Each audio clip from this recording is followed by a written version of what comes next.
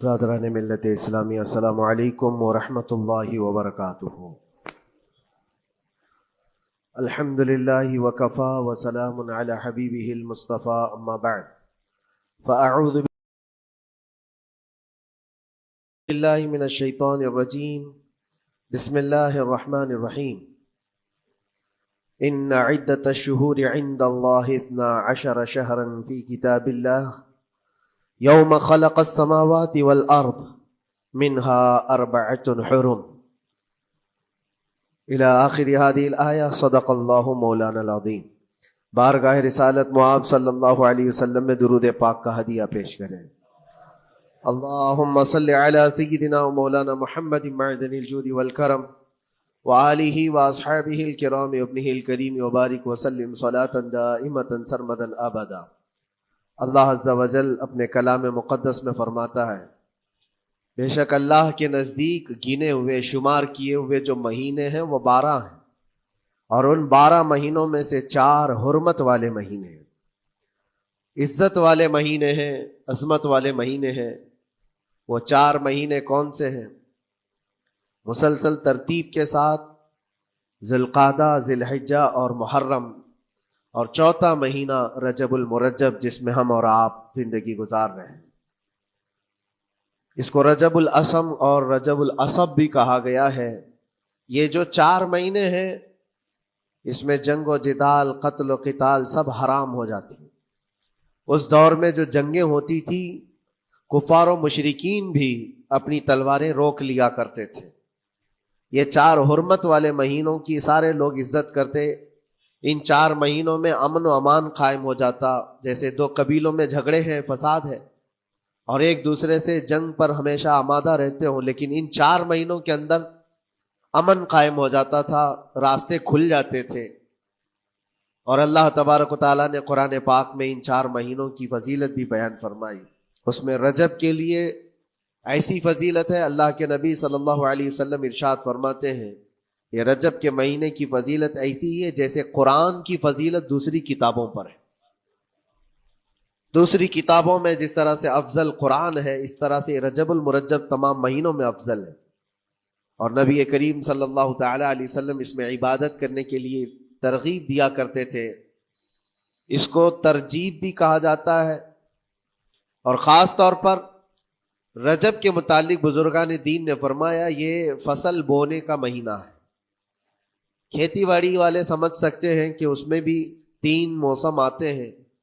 پہلے بیج کی بوائی کا وقت آتا ہے، پھر اس کی سینچائی کا وقت آتا ہے، پھر کٹائی کا وقت آتا ہے۔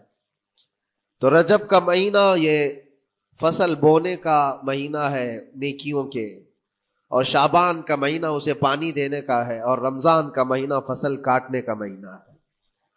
اور رجب کا مہینہ آتے ہی اللہ کے نبی صلی اللہ تعالی علیہ وسلم یہ دعا فرمایا کرتے تھے، اللہم بارک لنا فی رجب و شعبان و بلغنا رمضان۔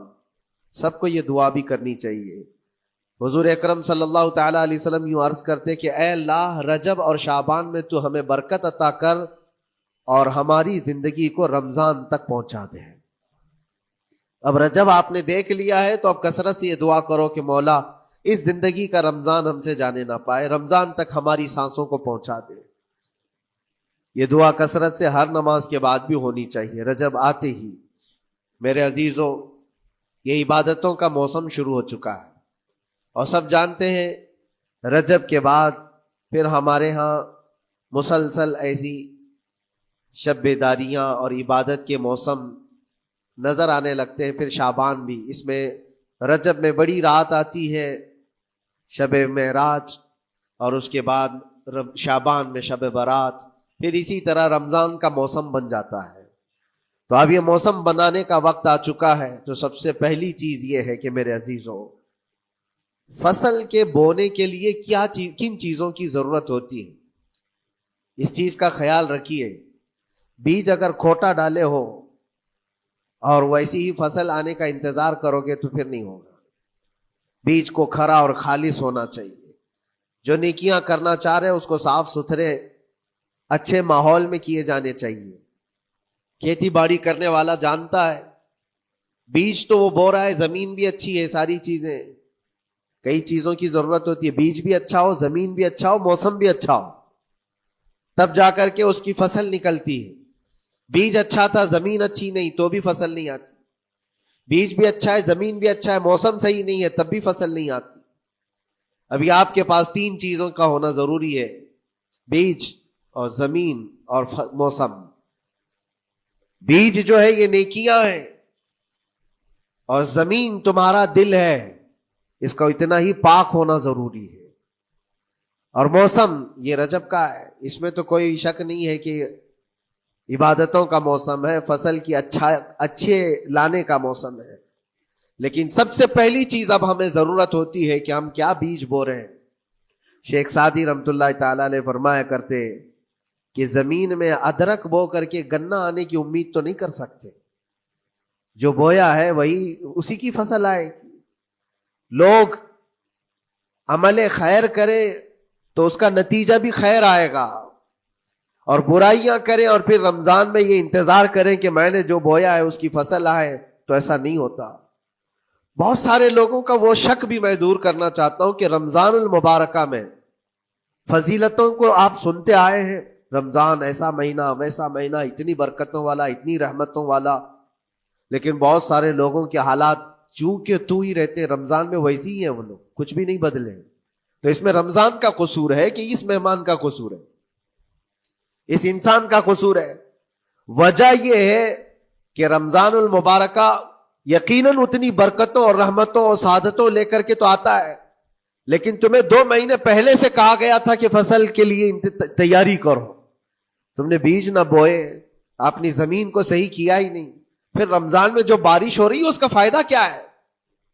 روڈ پر 10 سال بھی بارش برسے وہاں پر کوئی فصل نہیں آئے گی، کیونکہ وہ زمین سخت ہے اور بیج بونے کے قابل بھی نہیں ہے۔ رمضان المبارکہ میں رحمتوں کی جھماجھم بارش تو ہوتی ہے، لیکن دل اگر سخت ہے گناہوں سے تو اس بارش کا کیا اثر ہوگا اس پر؟ اسی لیے دلوں کی نرمی یہاں سے شروع کریں، رجب المرجب سے۔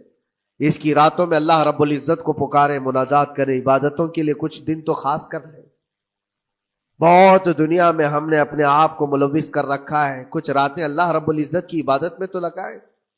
اللہ کے نبی صلی اللہ تعالی علیہ وسلم کی ایک حدیث ہے، جامع الاصول سے نقل کی ہوئی، رجب المرجب کے پہلے جمعے جو ہم لوگ ابھی گزر چکے، ابھی یعنی وہ رات تو گزر چکی، کل کی جو گزری ہوئی رات ہے رجب کی، یہ پہلی جمعہ کی شب تھی۔ اس کے متعلق روایت ہے کہ 12 رکعتیں جو مغرب کے بعد سے لے کر عشاء کے درمیان پڑھتا ہے، اللہ کریم اس کے تمام گناہوں کو معاف کرتا ہے، اور اس سال اس کو پورے طور پر ناگہانی آفات سے محفوظ رکھتا ہے، اور شیطان کے اس پر قابو پانے سے بھی اس کو اللہ محفوظ رکھتا ہے۔ تو یہ تھی تیاریاں، یہ ساری چیزیں ابھی سے تیاریاں ہونی چاہیے۔ رجب کے 3 دن آتے ہیں جس کے متعلق فرمایا گیا ہے ایام بیز میں بھی 13، 14، 15 یا 14، 15، 16 یہ جو تاریخیں آتی ہیں اس میں روزے رکھو۔ اس کی بھی بڑی فضیلت ہے کہ تم تیاریاں ابھی سے شروع کر دو کہ رمضان المبارکہ میں اچھی فصل دیکھ سکے، ہمارے جسم کے اندر بدلاؤ آ سکے، ہمارے دل کے اندر انقلاب آ سکے۔ اور تیاری یہاں سے نہ کر کے صرف رمضان میں ہی امید لگائے بیٹھتا ہے تو میرے عزیزوں کچھ تو صفائی کی ضرورت ہوتی ہے۔ آپ نے اگر زمین خریدی کھیتی باڑی کی غرض سے اور گئے، وہاں جاتے ہی آپ نے سوچا کہ اس میں فصل آ جانی چاہیے، تو کسانوں سے پوچھو تو بتائیں گے آپ کو نہیں، زمین کو پہلے صاف کرنا پڑتا ہے، کچرے ہوں گے اس کے اندر بہت سارے، ہل چلاؤ یا کسی بھی طرح سے اس کو صاف کرو۔ صاف کرنے کے بعد پھر یہ بھی کسان کہتا ہے کہ زمین کو تھوڑا ڈھیلا کر دو، بڑے بڑے ڈھیلے ہوں تو اس کو توڑ دو اور مٹی نرم ہو جائے، اور اس کے بعد پھر کسان کہتا ہے تھوڑا پانی بھی چھڑکاؤ کرو، گیلی ہو جائے، تب جا کر کے تم اس پر بیج بو۔ میرے عزیزو، یہ رجب بیج بونے کا موسم ہے، تو پہلے زمین کو ڈھیلا تو کر دو، زمین کے اندر جو کچرے ہیں اس کو نکال تو دو، دل کے اندر جو وسوسے بھرے ہوئے ہیں، گناہوں کے خیالات بھرے ہوئے ہیں، اس کو پاک تو کرو۔ اس کو پاک کرنے کے لیے اللہ کریم کی بارگاہ میں آ کر گڑ گڑاؤ، تمہارا ایک آنسو تمہارے تمام گناہوں کو اور اللہ کے غضب کو ٹھنڈا کر دیتا ہے۔ ہاں، ایک آنسو کا قطرہ تمہارے لیے اللہ کریم ہے، موتی سمجھ کے شان کریمی نے چن لیے قطرے جو گرے تھے عرق انفعال کے۔ امام غزالی رحمۃ اللہ تعالی علیہ نے لکھا ہے کہ آج اللہ تبارک و تعالیٰ کی رحمت کو اپنی طرف مائل کرنے کے لیے اگر تم کچھ کر سکتے ہو تو بس یہ ہے کہ دنیا رونے اور گڑ گڑانے سے نہیں مانتی، لیکن مولا کریم بندے کے ایک مرتبہ سجدہ کر کے اسے پکارنے سے فوراً قبول کرتا۔ موسیٰ علیہ الصلاۃ والتسلیم اللہ تعالیٰ سے پوچھتے ہیں، مولا جب تیرے بندے تجھے پکارتے ہیں تو اس میں نیک لوگ بھی ہوتے ہیں اور گنہگار بھی ہوتے ہیں، تو کیا تو سب کی پکار کا جواب دیتا ہے؟ توجہ، اللہ رب العزت فرماتا ہے اے موسیٰ میرے پکارنے والے بندوں میں نیکوکار بھی ہیں گنہگار بھی ہیں، ہاں نیک بندہ جب مجھے پکارتا ہے یا ربی تو میں جواب میں کہتا ہوں لبیک یا عبدی، اے میرے بندے میں حاضر ہوں، بتا تیری کیا حاجت ہے۔ پھر موسیٰ علیہ السلام پوچھتے ہیں کہ مولا یہ تو نیک بندہ جب پکارتا ہے تو کہتا ہے لبیک یا عبدی، اور جب گنہگار پکارتا ہے تب کیا کہتا ہے؟ رب تعالیٰ فرماتا ہے جب میرا گنہگار بندہ مجھے پکارتا ہے یا ربی تو میں اس کے جواب میں 70 بار لبیک یا عبدی کہتا ہوں۔ ایک بار پکارے 70 بار جواب، ایسا کیوں ہے؟ تو فرماتا ہے میرا رب نیکوکار کو اس کی نیکیوں پر بھروسہ ہے کہ اللہ معاف کرے، اور گنہگار کو صرف میری رحمت پر بھروسہ ہے۔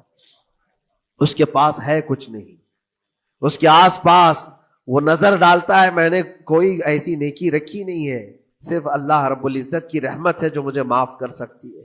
وہ مجھ پر یقین کر کے پکارتا ہے، اس لیے اس کے سوال کا میں بار بار جواب دیتا ہوں۔ عزیزان گرامی وقار، اقبال نے سچ ہی کہا تھا ہم تو مائل بکرم ہے کوئی سائل ہی نہیں۔ یہ رب تبارک و تعالیٰ کی طرف سے ہے کہ اللہ تبارک و تعالیٰ کرم پر کرم کرنے کے لیے موقع عنایت کرتا ہے، یا بندے کو آنے کا موقع ہی نہیں ہے، بندہ آنا نہیں چاہتا ہے۔ اس سے پہلے کہ تمہارے ساری چیزیں بند ہو جائیں، دروازے ختم ہو جائیں، اللہ رب العزت کی بارگاہ میں آؤ اور اسے پکارو، یقیناً یہ تمام چیزیں تمہاری زندگی میں انقلاب لاتی ہیں، بہت بڑی تبدیلی لاتی ہیں۔ عزیزان گرامی، پھر میں یہ عرض کرتا ہوں کہ رجب کے اس مہینے میں دل کو نرم کرنا بہت ضروری ہے۔ دلوں کی سختیاں آج گناہوں کی طرف مائل کرتی ہیں۔ ہمارا دل سخت ہے یا نرم ہے، اس کو پہچاننے کے کئی تھرمامیٹر دیے گئے ہیں ہمارے پاس، چیک کرو ہمارا دل کس پوزیشن میں ہے آج۔ امام غزالی فرماتے ہیں 3 علامتیں ایسی ہیں جس سے پتہ چل جاتا ہے انسان کا دل سخت ہے یا نرم ہے، بیمار ہے یا صحت یاب ہے۔ یہ ڈاکٹر لوگ اسکیننگ سے یا سونوگرافی سے نہیں بتا سکتے کہ تمہارے دل کی یہ کیفیت، کیسے اس کو اہل بصیرت سمجھ سکتے؟ فرماتے ہیں کہ اگر مسجد میں زیادہ دیر تک بیٹھ نہیں پاتا تو سمجھ لو اس کا دل بیمار ہے، اس کا دل سخت ہو چکا ہے، اس کو مسجد میں بیٹھنے نہیں دیتا۔ یہی دل ٹیلی ویژن کے سامنے 3 گھنٹے بیٹھے، اس کو کچھ بھی اکتاہٹ نہیں آتی، موبائل پر گیم کھیلتا رہتا ہے، 4 گھنٹے گزر گئے کہ 5 گھنٹے گزر گئے اسے پتہ ہی نہیں۔ آج ایک سروے کے مطابق ہر انسان جو موبائل چلاتا ہے اس میں 18 گھنٹے وہ بیزی ہے دن کے۔ کئی جگہوں پر ایسے حالات آئے 18 گھنٹے دن میں ہوتے ہی ہے 24 گھنٹے، جس میں 6 گھنٹے اگر آرام کے نکالے تو باقی پورے 18 گھنٹے کیسے انسان بیزی رہ سکتا ہے؟ اس میں کھانا بھی ہے، پینا بھی ہے، حاجتیں بھی ہیں، لیکن سروے کے مطابق یہ بھی بات آئی ہے کہ 18 گھنٹے کنزیوم کرتے ہیں۔ میرے عزیزوں، اس میں کوئی اکتاہٹ اور اس میں کوئی ملال نہیں آتا، بیزارگی نہیں آتی، اور اللہ کے گھر میں یہاں فرض سے نماز سے ابھی سلام پھیرا کیا کہ بھاگنے کی تمنا ہوتی ہے۔ کئی جگہوں پر تو ایسا ہے، اسی لیے اللہ کے نبی صلی اللہ تعالی علیہ وسلم کی ایک حدیث میں سناتا ہوں، ارشاد فرماتے 2 چیزیں کسی منافق کے اندر جمع نہیں ہو سکتی، 2 چیزیں منافق آدمی کے اندر آ ہی نہیں سکتی۔ وہ کیا چیزیں؟ حضور پاک صلی اللہ تعالی علیہ وسلم فرماتے ہیں اچھے اخلاق منافق کے اندر نہیں آتے، اور اللہ کی اور اس کے رسول کی ہر بات پر یقین، یہ منافق کے اندر نہیں آ سکتے۔ اور منافق کی یہ علامتیں بتاتے بتاتے میرے نبی نے یہ فرمایا، دیکھنا کہ مسجد میں منافق سب سے اخیر میں آئے گا اور سب سے جلدی بھاگے گا، اس کا دل نہیں لگتا۔ دل سخت ہو چکا ہے اور بازار میں سب سے پہلے جائے گا اور سب سے لاسٹ میں نکلے گا. بازار اس کے دل لگنے کی جگہ ہے, اس کے وہاں پر تفریح کی جگہ ہے. اور مومن کی علامت یہ فرمایا کہ مومن مسجد میں جلدی آتا ہے اور دیر سے جاتا ہے, اس کا دل لگا رہتا ہے. اور مومن بازار میں لوگوں کے شروعات میں نہیں, اپنی ضرورت کے مطابق گیا اور نکل آیا. اور فرماتے ہیں میرے آقا صلی اللہ علیہ وسلم, روئے زمین پر سب سے اچھی جگہوں میں سے کوئی جگہ ہے تو اللہ کا گھر ہے, مسجد ہے. اور سب سے بری جگہوں کے متعلق فرمایا وہ بازار ہے. اب یہاں پر دلوں کے متعلق میں عرض کر رہا ہوں کہ کس کا دل کس پوزیشن میں ہے, اسے آج خود آزما لینا چاہیے. دوسری علامت, امام غزالی فرماتے ہیں قرآن پاک کھولے گا وہ صفحہ 2 صفحہ سے زیادہ پڑھ نہیں پائے گا, بند کرنے کا دل کرے گا. یہ تو چھوڑو اٹھانے کے بعد پڑھنے نہ پڑھنے کی بات ہے, کچھ تو چھونا بھی نہیں چاہتے, اٹھاتے ہی نہیں. سال پورا ہو گیا تو قرآن پکڑتے نہیں, تو پھر دل کی کیفیت کیا ہو چکی ہوگی, دل کیسا مریض ہوگا. بعض لوگ ہم سے یہ کہتے بھی تھے کہ حضرت پڑھنا تو آتا نہیں, کیا کریں گے قرآن کا. کہا اٹھانا تو آتا ہے. میں نے ان سے پوچھا قرآن اٹھانا تو آتا ہے, جب قسم کھانے کی بات ہوتی ہے تو کیسے قرآن اٹھا لیتے ہو, سر پہ رکھ لیتے ہو. اسی طرح سے قرآن کو ہی اٹھا کر کے سینے سے لگا کر اللہ کی بارگاہ میں دعا کرو کہ مولا میرے دل کے دروازے کھول دے. اور قرآن کوئی سخت چیز نہیں ہے, اللہ وعدہ فرما رہا ہے ہم نے قرآن یاد کرنے کے لیے آسان بنایا ہے. کوئی یاد کرنے والا, وہ خود قرآن تمہارے دل میں اتر جائے گا. کوشش کرو. دل کی بیماری کی 2 علامتیں میں نے بتایا. اگر بیمار دل ہے تو زیادہ یہاں بیٹھ نہیں سکتا اور زیادہ دیر قرآن پڑھ نہیں پاتا. تیسری بات فرماتے ہیں کہ تیسری علامت یہ ہے کہ ہمارا دل اگر سخت ہو چکا ہے تو جیب میں پیسے ہوں گے لیکن کوئی مانگ رہا ہوگا اللہ کے نام پر, دینے کی طبیعت نہیں کہیں, دینے کی طبیعت نہیں کرتی. اور یہ چیز ہاتھ اٹھانے کو تمہارا دل نہیں کرتا تو سمجھ جاؤ کہ دل بیمار ہے. اور دل کی بیماری لے کر کے اگر کوئی رجب میں سوچتا ہے کہ میں بیج بوؤں گا تو کیا فائدے کا, زمین سخت ہے, زمین سخت ہے اور اس پر بارش بھی ہوگی تو کچھ فرق نہیں پڑتا, فصل نہیں آئے گی. دل کو نرم کرو. اور ایک علامت میں بتاؤں, اور ایک علامت کہ دل نرم ہے یا سخت ہے, اس کی ایک علامت یہ بھی ہے, اللہ کا جب ذکر کرے, جنت کا جب ذکر کرے, جہنم کے عذابات کا ذکر کرے, قبر کے معاملات کا ذکر کرے, حشر کے سوالات کا ذکر کرے, تو اس کی آنکھیں ڈبڈبا جائیں اور آنسو نکل آنے لگے. قرآن کی آیتیں سن کر کے اس کا دل ہلنے لگے اور آنسو آ گئے تو سمجھ جاؤ کہ اس کا دل نرم ہے. ابھی اس کا دل بیمار نہیں ہوا, ابھی اس کا دل بیمار نہیں ہوا. لیکن یہاں تو پوزیشن الگ ہے, سچویشن الگ ہے. ہم تو پتہ نہیں کن کن چیزوں میں رو لیتے ہیں, لیکن اللہ کا کلام سنتے ہوئے کسی کے کان پر جوں بھی نہیں رینگتی. لوگ تو گانوں پر تھرکنے والے اور نغموں پر اچھل کود کرنے والے وجد کی بات کرتے ہیں, لیکن اللہ کا کلام پڑھنے پر کوئی کسی کو وجد کیوں نہیں آتا. یہ ایمان کی علامت ہے. قرآن میں اللہ نے فرمایا اذا تلیت علیہم آیاتہ زادتہم ایمانا, جب اللہ کی آیتیں ان پر تلاوت کی جاتی ہے مومنین پر, ان کا ایمان بڑھ جاتا ہے. کیا آپ امام کے پیچھے قرات سن کر کے اپنے دل میں ہلچل محسوس کرتے ہیں؟ سننے کی طبیعت کرتی ہے. بلکہ ادھر نماز پڑھ کر کے جانے کے بعد آدھے گھنٹے کے بعد پوچھے آج پہلی رکعت میں کیا پڑھا تھا, دوسری رکعت میں کیا پڑھا, آپ کو پتہ ہی نہیں رہتا. یاد ہی نہیں امام صاحب کیا پڑھ رہے تھے, میں تو دکان کا حساب کتاب کر رہا تھا, کیا خبر ہے کہ انہوں نے کیا پڑھا. تو قرآن کو توجہ سے پڑھے ہوتے تو تمہارے دل میں بھی وہ باتیں اثر کر رہی ہوتی. میرے عزیزوں, کتنے ایسے لوگ ہیں جو صرف اور صرف قرآن پاک کی تلاوت کی وجہ سے دلوں کو نرم کر دیا گیا ہے. میں اسی بات پر آج فوکس کر کے ختم کر دوں گا. رجب المرجب بیج بونے کا موسم ہے تو دل کے نرمی کے ساتھ ہی بیج بو, کیونکہ یہ زمین ہے تمہاری, اور زمین نرم نہ ہو تو کتنی بھی نیکیاں کرو کیا فائدے کی. دل سخت ہے, گناہوں سے لبریز ہے, اور دل کو نرم کرنے کا علاج 2 چیزیں بتائی گئی, کریں گے انشاءاللہ. 2 چیزیں بڑی آسان ہیں. اگر دل کو نرم کرنا ہے تو دو چیزیں فرمائی گئی، کثرت سے قرآن پاک کی تلاوت کرو یا کثرت سے میرے نبی پر درود پاک پڑھا کرو. دو چیزیں کر کے دیکھو، تمہارا دل نرم ہو جائے گا. اور بھی دوسری علامت، دوسرے علاج بھی میرے آقا نے فرمایا.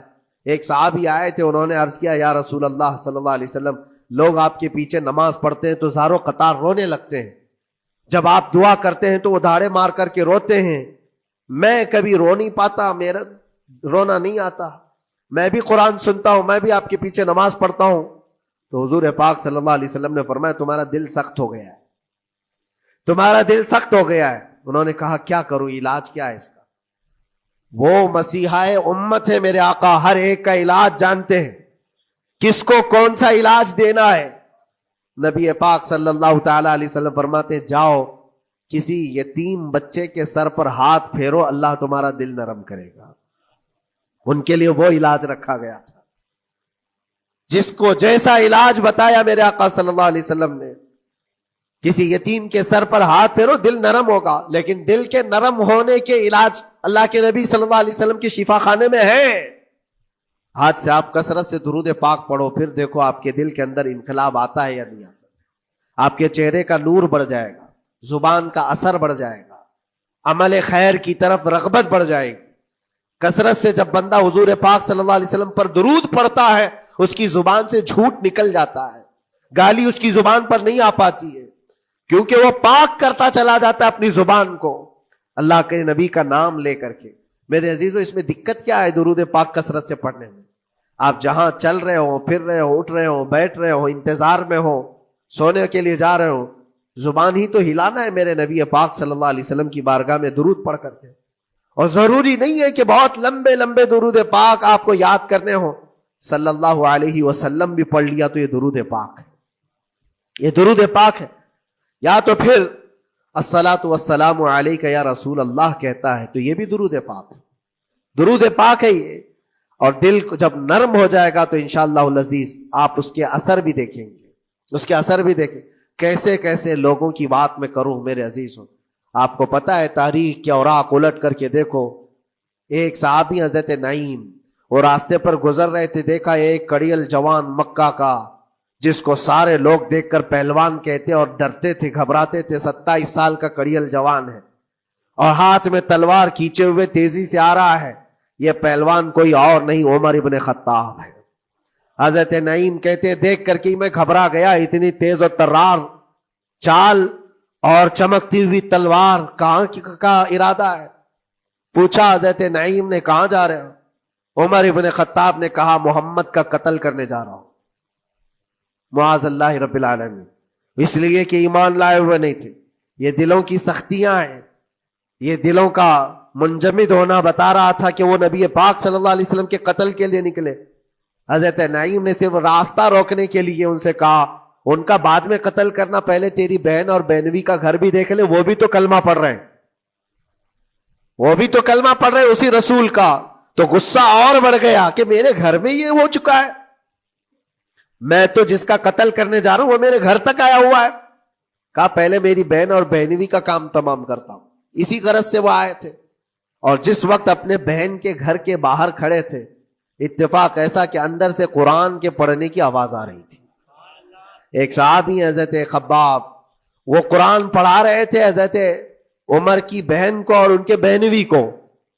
اور کیا بہترین انداز رہا ہوگا، جو رسول اللہ سے ڈائریکٹ سنے ہوئے لوگ تھے، اللہ کا کلام اترا ہوا ہے جن کے اوپر، وہ اس وقت حاضر رہے ہوئے لوگ ہیں، قرآن کو پڑھ رہے تھے.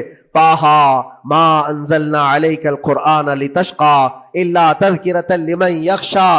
عرب لوگ اچھی طرح سے جانتے تھے ایک ایک حرف کا معنی کیا ہوتا ہے، وہ عربی جانتے تھے، ان کی مادری زبان تھی. اور اس قرآن کے اندر جو مٹھاس تھی، عمر ابن خطاب کان لگا کر سنتے رہے سنتے رہے سنتے رہے. لیکن غصہ جو اندر سے تھا، دل کی جو سختی تھی، آئے تھے مارنے کے لیے، دروازہ زور زور سے ٹھوکنے لگ گئے. اندر لوگ ڈر گئے. حضرت خباب کو چھپا دیا، بہن اور بہنوی نے دروازہ کھولا. دروازہ کھلتے ہی ان پر حملہ آور ہو گئے. عمر ابن خطاب مارا، اپنے بہنوی کو بہت مارا کہ تم یہ کیا کر رہے ہو، دین بدل چکے ہو، یعنی تم یہاں سے نکل کر کے دوسری جگہ چلے گئے ہو، صحابی ہو گئے ہو، اپنی بہن کو بھی مارا یہاں تک کہ ان کی ناک پھٹ گئی. جب لہو لہان ہو گئے تو عمر ابن خطاب نے دیکھا کہ میں اپنی بہن اور اپنی بھائی کو مار رہا ہوں. پھر تھوڑی دیر کے لیے دل میں رحم آیا. اور دل میں رحم آیا کس چیز کا؟ کس چیز کی وجہ سے نرم ہوا دل میرے عزیزوں؟ بھائی اپنے بہنوئی کی اور اپنی بہن کی پٹائی کو دیکھ کر کے نہیں، ان کو دیکھا تھوڑی دیر کے بعد اور کہا چلو چھوڑو جانے دو، جو ہوا سو ہوا، لیکن جو تم لوگ پڑھ رہے تھے میرے آنے کے وقت مجھے دوبارہ پھر سے سنا دو. وہ کیا کلام تھا؟ وہ کون سا کلام تھا؟ اتنا سننا تھا کہ بہن نے محسوس کر لیا کہ دل کی نرمی کا دروازہ کھل چکا ہے. یہ قرآن ہے جس نے دلوں کے دروازے کھولے ہیں. مکہ والوں کے قرآن ہے، دل کی نرمی کی طرف دروازہ کھل چکا ہے. تو عمر ابن خطاب سے کہا کہ تم غسل کر لو، تم پاک ہو جاؤ، ہم قرآن تمہیں سناتے ہیں. اور انہیں پاک کیا گیا. تو حضرت خباب جلدی سے باہر آئے، کہا میں سناتا ہوں. حضرت عمر کو جب یہ آیتیں سنائی گئی جھوم کر کے سننے لگے. قرآن کی وہ آیتیں 16 یا 17 آیتیں ہی سن پائے تھے کہ ان کے جسم کے اندر راشا تاری ہوا، کپ کپی آئی. کہا کہ چلو محمد کے پاس صلی اللہ تعالی علیہ وسلم، مجھے لے کر کے چلو، میں ان سے بات کرنا چاہتا ہوں. میرے عزیزو، بھائی اور بہنوی اور بہن لے کر کے چلے. اور اس وقت حالات سخت تھے مکہ کے. حضور پاک صلی اللہ تعالی علیہ وسلم کے پاس 39 صحابہ تھے جو ایمان لائے ہوئے، اور پہرے داری میں امیر حمزہ کھڑے رہتے تھے کہ کوئی آئے گا تو میں اس کی برابر خبرگیری کروں گا. عمر ابن خطاب کو تلوار لٹکاتے ہوئے آتے دیکھا تو صحابہ گھبرا گئے.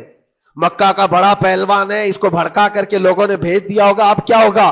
یہ پٹائی بہت بری طرح سے سب کی کرے گا. غریب صحابہ ہے اور حضور پر ہاتھ نہ اٹھا دے. سب ڈرنے لگے. حضور پاک صلی اللہ علیہ وسلم سے آ کر کہنے لگے کہ یا رسول اللہ صلی اللہ علیہ وسلم، عمر آ رہا ہے اور ہاتھ میں تلوار ہے. اللہ کے نبی صلی اللہ علیہ وسلم نے فرمایا وہ میری گردن نہیں، اپنی گردن دینے آ رہا ہے.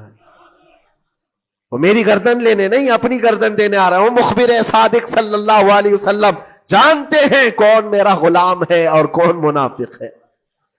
عمر ابن خطاب آئے تو حضور نے فرمایا راستہ دے دو. آتے ہی انہوں نے تلوار زمین پر پھینک دی. چہرے جمالے جہاں آرا کو دیکھا. حضور پاک صلی اللہ تعالی علیہ وسلم سے پوچھا، پھر وہ آیتیں سنائے. اب سوچو میرے عزیزو، صحابی سے سننا، یہاں تو ہم قاری قرآن سے سنتے ہیں قرآن کی آیتیں. 1400 سال کے بعد آج بھی قرآن کا وہ اثر لگتا ہے دل کے اوپر. یہ ان سے جو 1400 سال کے بعد جس قاری قرآن سے سنا وہ تو صحابہ سے سنے تھے، اور صحابہ سے بڑھ کر کے اللہ کے نبی سے جو قرآن سنا ہو، خود نبی پاک کی زبان اقدس سے. اور جب اللہ کے نبی صلی اللہ تعالی علیہ وسلم نے آیتیں تلاوت کی، عمر ابن خطاب کی آنکھوں سے آنسو شروع ہو گئے. زارو قطار رونے لگے اور پھر پکار کر کہا اشہد ان لا الہ الا اللہ واشہد انک رسول اللہ. میں گواہی دیتا ہوں کہ اللہ کے سوا کوئی معبود نہیں، اور میں گواہی دیتا ہوں کہ آپ اللہ کے رسول ہیں. میرے عزیزو، عمر ابن خطاب رضی اللہ تعالیٰ عنہ کو اس طرف لانے والا، دل کو نرم کرنے والا، یہ قرآن پاک اللہ کا کلام ہی تو ہے. آج گناہوں سے اس پر بہت ساری پرت جم گئی ہے. ہمارے دلوں کے حالات ایسے ہو گئے، قرآن اٹھاؤ دلوں کو نرم کر دے گا. اور رجب المرجب میں قرآن کو پڑھو گے زمین نرم ہو جائے گی، اور پھر اس کی برکتیں تم رمضان میں دیکھو گے. ایک دو نہیں، ہزاروں ایسی ہیں. ایک ایسے مشہور ڈاکو، بغداد کے لوگ ڈرتے تھے. بغداد کے لوگ اتنا ڈرتے تھے کہ جو بھی قافلہ جائے گا لٹ جائے گا. فضیل بن عیاض، جو بھی قافلہ نکلتا تھا اس راستے سے لٹ جاتا تھا، کوئی بچ نہیں پاتا تھا. اور ایک قافلہ آ رہا تھا عرب سے اور مال تجارت لے کر بغداد کی طرف جا رہا تھا. تو قافلے والوں نے یہ مشورہ کیا کہ یہ جو قافلہ جا رہا ہے یہ اس راستے سے جا رہا ہے. فضیل بن عیاض ڈاکوؤں کا سردار وہاں رہتا ہے، بہت سارے ڈاکو اس کے ساتھ ہیں، وہ تو رہزن ہے، راستے پر روک کر کے مال لوٹ لیتے ہیں. تو قافلے میں ایک قاری قرآن تھے. انہوں نے کہا ٹھیک ہے اب راستے پر آ ہی چکے ہیں تو کیا کر سکتے ہیں، چلو بیٹھ کر کے نکلتے ہیں.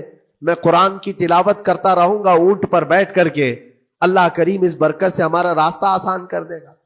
قاری قرآن نے قرآن کی تلاوت شروع کر دی. اور جب وہ راستہ آیا جو فضیل بن عیاض کا تھا، فضیل بن عیاض ایسی ڈاکہ زنی اور ایسی رہزنی میں مشہور آدمی، جن کے آس پاس، جن کے ہاتھ کے نیچے 1000 سے زیادہ ڈاکو کام کرتے ہوں. بغداد پورا ڈرتا تھا، پورے راستے وہاں پر کوئی بھی سلامت نہیں جا پاتا تھا. اس راستے پر ایک قاری قرآن جب آیا، میرے عزیزوں تلاوت کیا کر رہا تھا؟ سورۃ الحدید کی آیت تھی، الم یأن للذین آمنوا ان تخشع قلوبهم لذکر اللہ. وہ قرآن کی آیت ہے. اللہ کے کریم فرماتا ہے کیا ایمان والوں کے پاس ابھی وہ وقت نہیں آیا کہ اللہ کا ذکر سنتے ہی یا اللہ کا ذکر ہوتے ہی ان کا دل کانپنے لگ جائے، ان کا دل ہلنے لگ جائے؟ فضیل بن عیاض کے کانوں میں یہ آیت پڑھ رہی تھی. قاری قرآن بار بار اس آیت کو پڑھ رہا تھا. کیا وہ وقت ابھی ایمان والوں کے پاس نہیں آیا کہ وہ اللہ کے ذکر سے دہل جائیں؟ اتنا اثر کر گئی آیت، اتنا اثر کر گئی. فضیل بن عیاض نے ہتھیار پورے پھینک دیے اور چیخ چیخ کر کے کہنے لگا آن لنا ربنا، آن لنا ربنا، اے میرے رب وہ وقت آ چکا ہے، اے میرے رب وہ وقت آ چکا ہے.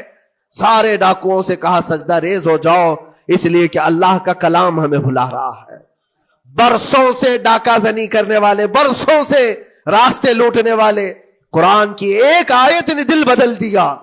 دل کے ایسا انقلاب آیا، سب کچھ چھوڑ دیا اور اس کے بعد نکلے. اللہ اکبر. جانتے ہو فضیل بن عیاض کون ہے؟ فضیل بن عیاض وہ ہے جن کا نام لیتی سرکار غوث پاک بھی ادب کیا کرتے تھے. فضیل بن عیاض اللہ تبارک و تعالیٰ نے ولایت کا وہ مقام عطا کر دیا. بڑے بڑے اولیاء کرام ان کے پاس آنے لگے. اپنے زمانہ جوانی کا زمانہ ڈاکہ زنی میں گزرا تھا، لیکن جب پھر وقت آیا توبہ کا اور دل کے بدلنے کا تو اللہ نے وہ مقام دیا. تاریخ میں آج بھی موجود ہے کئی سلسلے ایسے، سلسلے چشتیہ میں، اور کئی سلسلے ایسے ہیں جو فضیل بن عیاض سے ہو کر حضور پاک تک پہنچتے. فضیل بن عیاض ان کا نام ہے. اسی لیے میں کہتا ہوں میرے عزیزوں، قرآن پاک یہ دلوں کو نرم کرنے کا سب سے بڑا علاج ہے. زمین کو نرم کر دو اور اس کے بعد پھر بیج بو. دیکھو اسی لیے اقبال نے کہا تھا ذرا نم ہو تو بڑی زرخیز ہے یہ مٹی ساقی. یعنی یہ زمین تھوڑی سی نرم ہو جائے تو اس میں تو سونا چاندی یہ اگل سکتی ہے. تمہارے پاس ایمان کی دولت ہے، اللہ کریم کی ذات پر یقین ہے، حضور پاک صلی اللہ تعالی علیہ وسلم کی محبت ہے، سب چیزیں تمہارے پاس ہے. تھوڑا دل کو نرم کرنے کی ضرورت ہے. گناہوں سے باز آ جاؤ، اللہ کریم کی بارگاہ میں گڑ گڑاؤ اور قرآن پاک اٹھا لو ایک مرتبہ. اور پڑھ نہیں پاتے تو انگلیاں تو پھیرو. قرآن پر دیکھنا بھی تو عبادت ہے، اس پر نظر جمانا بھی عبادت ہے. اللہ کا کلام سمجھ کر کے تم نے اٹھایا ہے تو جانتے ہو قرآن عظیم کل قیامت کے دن جس کی شفاعت کے لیے کھڑا ہو گیا، میرے آقا فرماتے پھر اس کو جہنم میں کوئی چیز نہیں لے جا سکے گی. جس کو قرآن اور رمضان سفارش کر دے پھر اس کو جہنم میں دوسری کوئی چیز نہیں لے جائے گی. اور جس کے خلاف کھڑے ہو گئے پھر اس کو جنت میں کوئی چیز نہیں لے جائے گی. اس لیے میرے عزیزو اپنے دلوں کی نرمی کا یہ وقت ہے رجب المرجب، اور سب سے بہترین موقع ہے، عبادتوں کا موسم ہے. اور ساتھ ساتھ میں یہ بھی کہوں گا کہ اب ہم رجب المرجب کے ابتدائی دنوں میں ہیں، اور سنیوں کے لیے ایک بہت بڑی بات ہے کہ سرکار غریب نواز کی چھٹی بھی اسی میں موجود ہے، جو دلوں کو نرم کرنے کے لیے ہی تو آئے تھے. ہندوستان جو تشریف لائے تھے کس کام کے لیے آئے تھے؟ انہوں نے اپنے ذکر کی مجلسوں سے، اپنے واعظ و نصیحت سے ہزاروں کے دلوں کو نرم کیا ہے. آج بھی سرکار غریب نواز کے نام پر لوگوں کا دل نرم ہو جاتا ہے. اچھے اچھوں کو دیکھا ہے دل نرم ہو جاتا ہے. کیوں؟ وہ ایسے بزرگ تھے جنہوں نے اپنے تصوف کی تعلیمات سے کڑک اور سخت دلوں کو نرم کیا ہے. اللہ کریم نے ان کو ہمارے پاس جو بھیجا وہ عطائے رسول بن کر کے آئے. آج سرکار غریب نواز رضی اللہ تعالیٰ عنہ کے وسیلے سے میں اللہ کی بارگاہ میں دعا کروں گا، مولا اس رجب المرجب کی برکت سے اور غریب نواز کی وسیلے سے ہم سب کے دلوں کو نرم فرما دے. ہم سب کو یہ فصل، یہ موسم رجب المرجب کا بیج بونے کا، بہترین نیکیاں کرنے کی توفیق عطا فرما. ہمارے قدموں کو خیرات کی طرف بڑھا دے. ہم سب کو شر و فساد سے محفوظ فرما. حرام کاریوں سے ہمارے ہر عضو کی حفاظت فرما. رب العالمین اکرم الاکرمین قیامت کے دن تیرے نبی پاک صلی اللہ علیہ وسلم کے جھنڈے تلے ہم سب کا حشر فرما. وآخر دعوانا ان الحمد للہ رب العالمین. السلام.